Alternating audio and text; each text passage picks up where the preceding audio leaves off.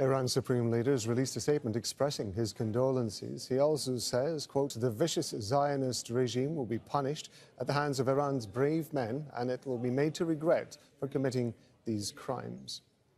Meanwhile, Israel's Defense Minister Yoav Gallant is warning against any retaliatory attacks. Every day we gain further evidence that we find ourselves in a multi-front war that is both offensive and defensive. We see evidence of this every day, including over the last few days. We operate everywhere, every day, in order to prevent our enemies from gaining strength and in order to make it clear to anyone who acts against us all over the Middle East that the price for action against Israel will be a heavy one.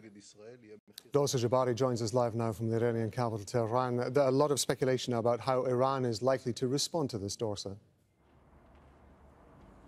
Yes, we've been hearing from a number of high-ranking officials, as well as the Supreme Leader, who issued that statement. And I think it's noteworthy to point out that he said that the revenge will be sought by the hands of Iranian men, brave Iranian men. So we are expecting some kind of a response by Iran itself, and most likely not by its proxies in the region.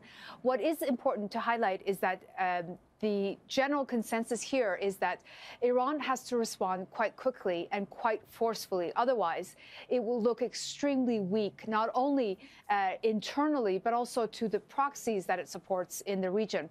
But many analysts here believe that whatever it chooses to do at this stage, it's going to be very difficult to maneuver, because if they don't respond, they're going to look weak. If they do respond, they risk the escalation of full-out war in this region with the U.S. and Israel.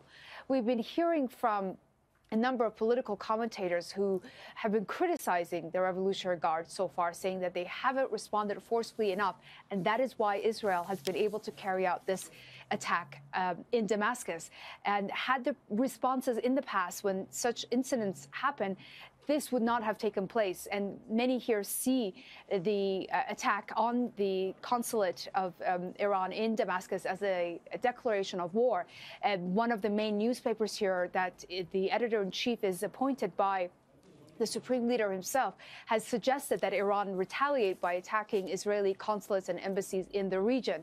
There is a sense that time is of the essence, and that Iran, in order to show that it's still very much a dominating power in the Middle East, needs to act and respond with force. Dorsa, thank you very much indeed.